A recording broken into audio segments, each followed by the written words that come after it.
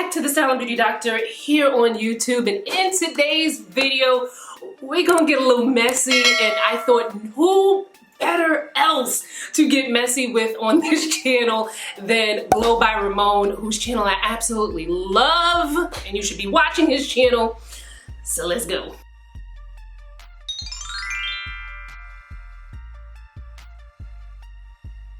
Alright, Ramón, let's get a little messy here. We're about to get messy here. We're going to be talking about brands that we don't mess with. Now, if you want to hear the brands that Ramón doesn't mess with, make sure you flip on over to his channel immediately after watching this video. Now, I have been watching Ramón's channel like on repeat. I've been binge watching. But Ramón, tell the folks about yourself. Well, my name is Ramón. I'm originally from Puerto Rico and from Seattle and Chicago, and I'm now based in London since I'm undergoing my cosmetic sciences master's program. But basically here on YouTube and on Instagram, I do skincare related content around ingredients and formulation based information, sunscreen reviews, and then I cater all of my content specifically more towards BIPOC, just because skin and color is its own thing. It sure is. It sure is. Now, given that, one thing that I really love about Ramón's channel is that he is serving the skincare facts and the tea. It's educational, but it's so entertaining because Ramón is just like a ball of energy. I love. And then like sometimes we would get in the DMs and get a little messy sometimes talking about, you know, people. Well, not people, but brands. We talk about the people, so we do talk about the people. Don't tell them. So I figured, you know what? Nobody asked, but I'm gonna let y'all know about some brands that I don't mess with and why. And I'll start with the first one. Josie Maran. Now, let me tell you my little Josie Maran quick story as to why I don't mess with Josie Maran. Now, Josie Maran wasn't really a brand that I checked for. Like, I know they're like into the argan oil and stuff like that. And when argan oil was really, really popular, I would hear about them more. But you know, like I wasn't really hearing much from the brand. Then of course, like, and I'm sure like Ramón, you can attest to, you know, a lot of companies last year trying to, you know, sweeten up to people of color. So I get a DM and they're like, oh, you know, we love your work and, you know, we want to send you some products and this and that and the third and blah, blah, blah, blah, blah. And I'm like, all right, you know, I am doing this thing on sunscreen. So if you want to send me some sunscreens, you know, whatever. And they're like, yeah, we're going to send it, whatever. A day or two later, I get a tag and I'm in some like collage with like a bunch of other Black creators. And they're like, yes, and Black Lives Matter, and these are our favorite Black creators, and you know, we're about Black people, and like, did you hit me up so that you can put my face on a collage? So that really rubbed me the wrong way, but what finished rubbing me the wrong way is that they didn't even send a package that they said they were gonna send. Like, haven't heard a peep, nothing, so I paid Josie Maran dust. So basically they reached out to you just to like get in your good graces, and they're like, oh my god, look at this creator that we really love and support. But prior to them talking to you, they never talked to you, never at any point extended any sort of olive branch. Never. Never. And then if you look on their feed, it's like,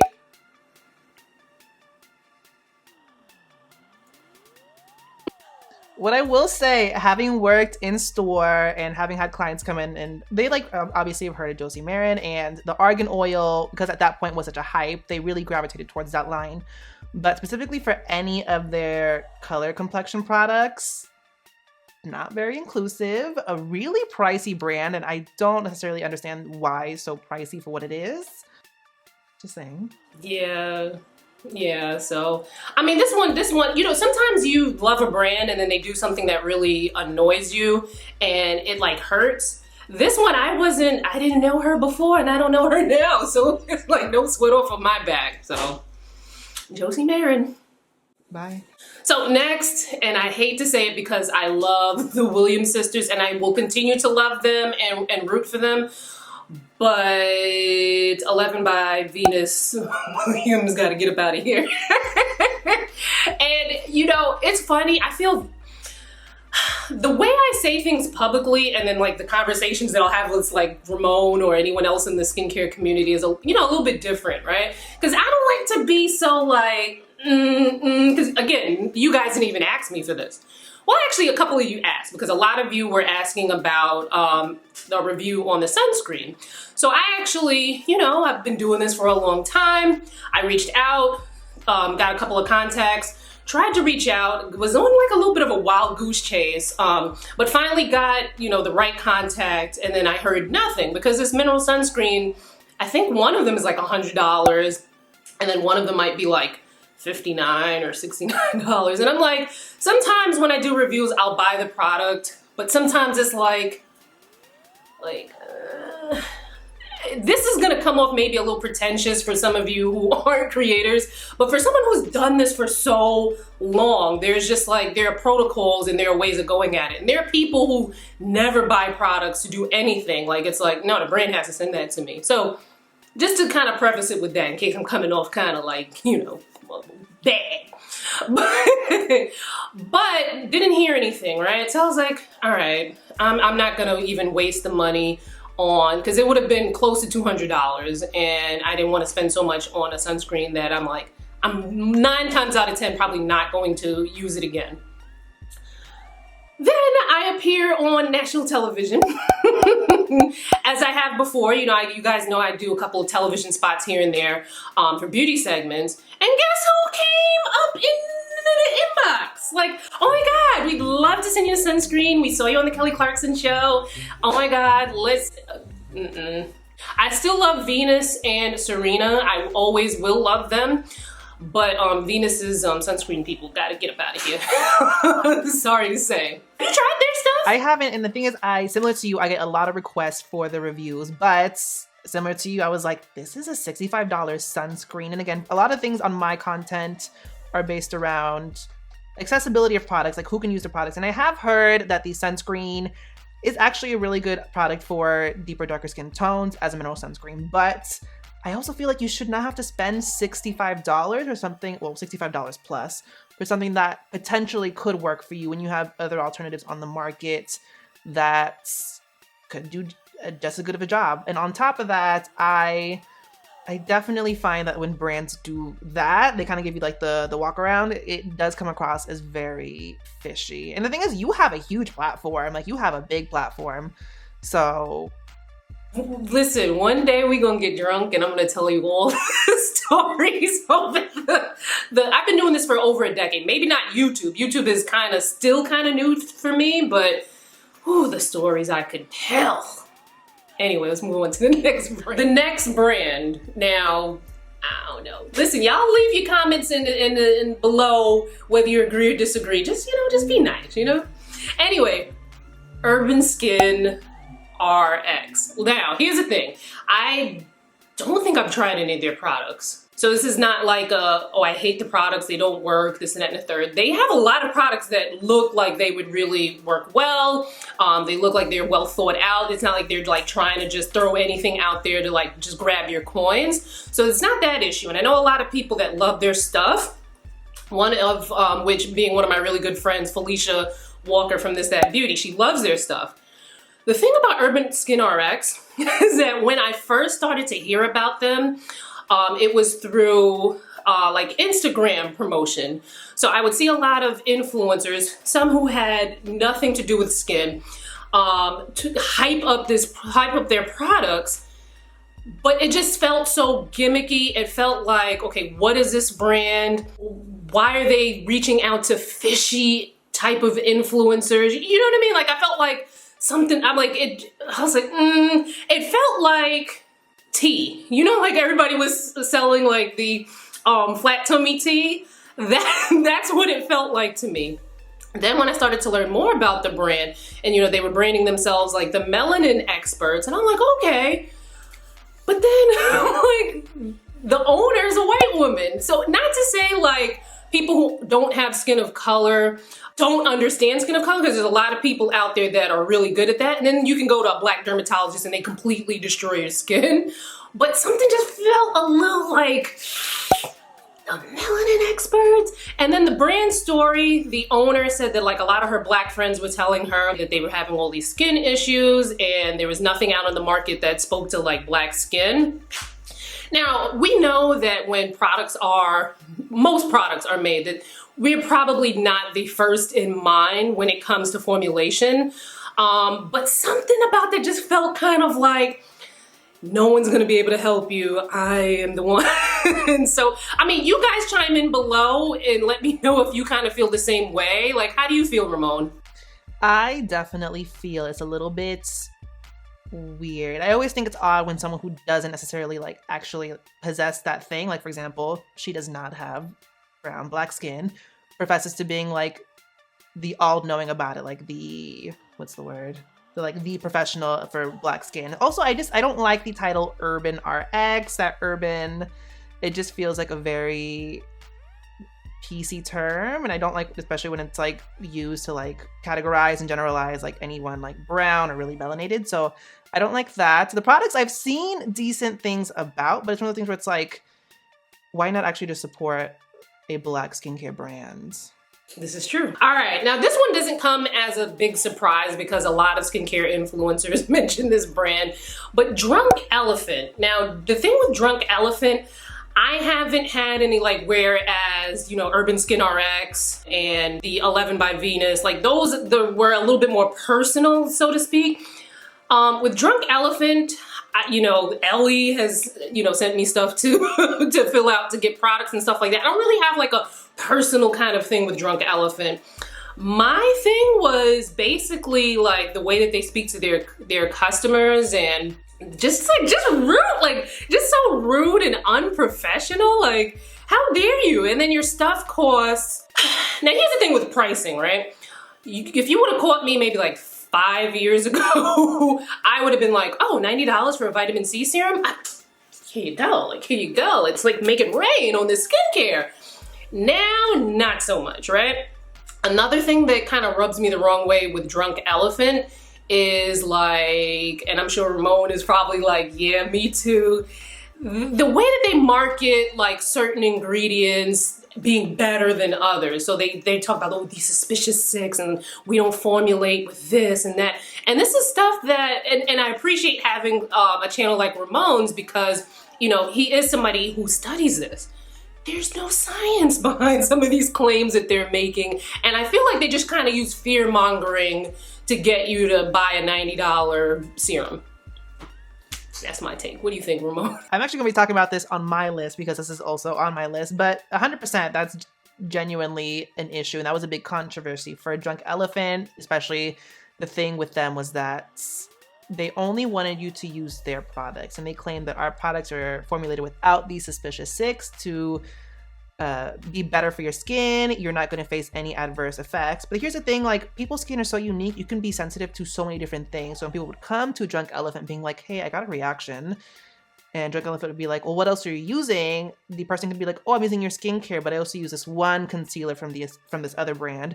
Drunk Elephant would be like, oh, then it's probably that concealer doing that to you because our products would never do that to your skin. So I'm like, you cannot be like that. If you have customer service, you need to understand that your customers need to come first. You cannot prioritize your ego, your pride, your ignorance over your customers' needs. Very true. And if you guys want to hear more, because I know he has a lot more to say, make sure you check out Ramon's channel for the rest of the tea. All right, next up, and this probably also comes at no surprise, Tata Harper. Now, in the past, I have tried Tata Harper products. I have loved them. I like that Tata Harper has this like glow trick that she does with her rejuvenating, what is it called? The rejuvenating mask and I don't know, some other thing, but you don't need to be right anyway. But I've tried the products in the past, have loved them. One of my favorite, I have never met her in person, but like, that's the homie, Skincare with Sag, uncovered some little bit of controversy with Miss Tata Harper and some racism. I will leave a link below where you can kind of like, queue up on it.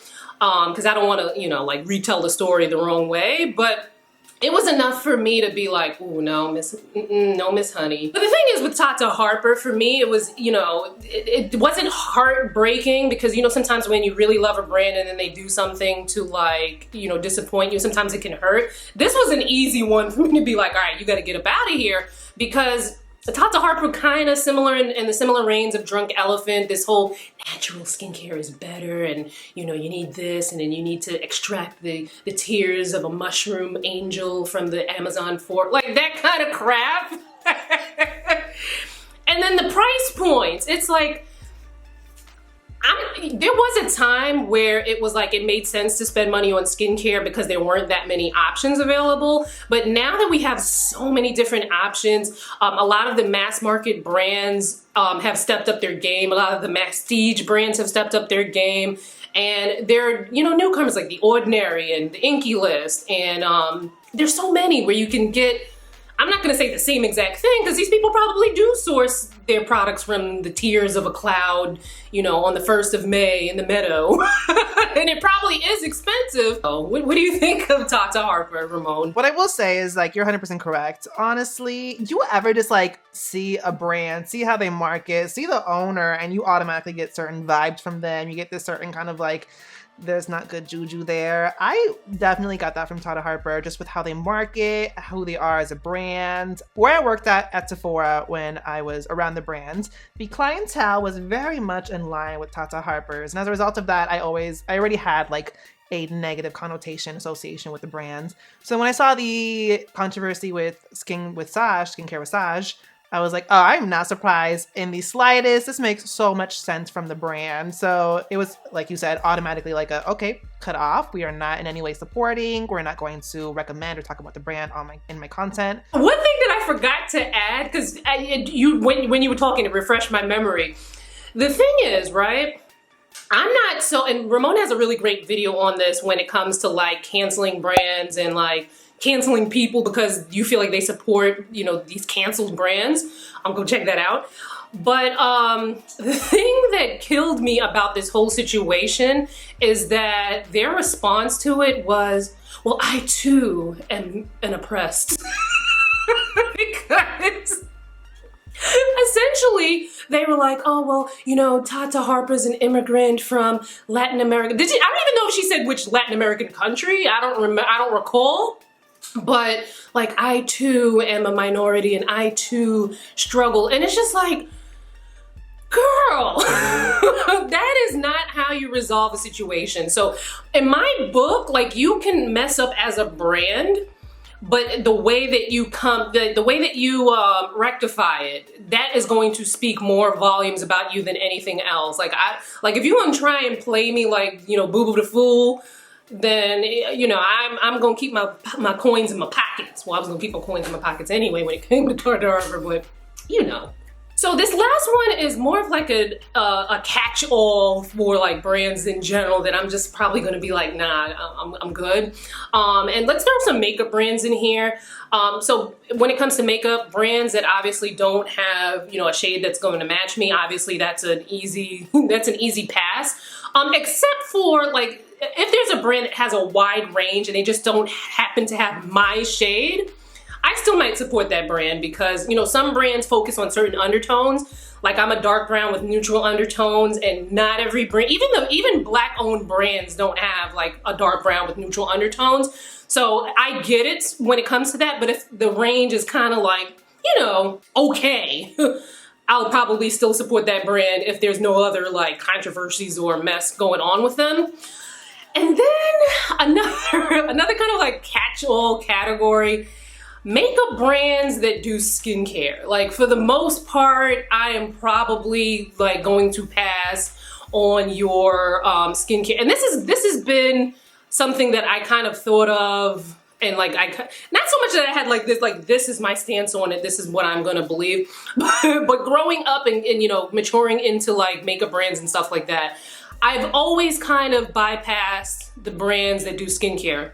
So like, remember when MAC was, well, you ain't gonna remember, you so young, Ramon, you cute and so young. But back in the day when MAC was like the be all end all, and I myself was like, oh, everything I'm wearing is MAC. except for the skincare, because I don't mess with that. Like, I would try to like use some of their skincare products, but for the most part, it was like, okay, that's not what I'm here for. What are your thoughts on that, Ramon? I definitely think it's always interesting when I think makeup brands do skincare, just because a lot of times it is very, very basic. There's not a lot to it, but then they still market it at like really high prices. And I'm like, if this is just a simple hydrating serum, a simple like dewy moisturizer, I can go to the drugstore, get the same kind of concept for like a third of the price.